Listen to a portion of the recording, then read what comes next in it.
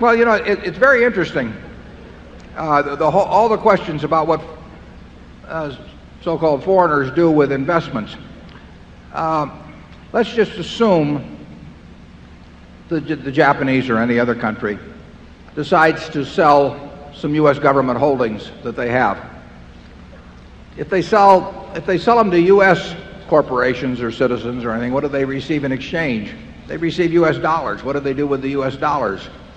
You know, I mean, they can't get out of the system. If they sell them to the French, you know, the French give them something in return. Now the French own the government securities. But really, as long as we, the United States, run a deficit, a big deficit, a trade deficit, we are accepting goods and giving something in exchange to foreigners. I mean, when they send us whatever that it may be, and on balance they send us more of that than we send over there, we give them something in exchange. We may give them an IOU, we may give them a government bond, but we may give them an investment they make in the United States. But they have to be net investors in this country as long as we're net consumers of their goods. It's a tautology.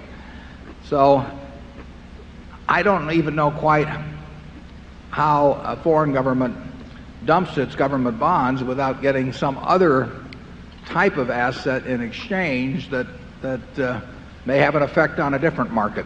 The one question you always want to ask in economics is, and not a bad idea elsewhere too, but is, and then what? Because there's always a second side to a transaction. And just ask yourself, if you are a Japanese bank and you sell $1 billion worth of government bonds, U.S. government bonds, what do you receive in exchange? And what do you do with it? And if you follow that through, I don't think you'll be worried about foreign governments selling U.S. bonds. It is not a threat. Charlie? If I owned Japan, I would want a large holding of U.S. Treasuries. You're on an island nation without much in the way of national resources. I think their policy is quite intelligent for Japan, and I'd be very surprised if they dumped all their treasuries. If they're a net exporter to us, though, what choice do they have? I mean, think about it. If they send over more goods to us than we send to them, which has been the case, they have to get something in exchange. Now, for a while, they were taking movie studios in exchange. You know?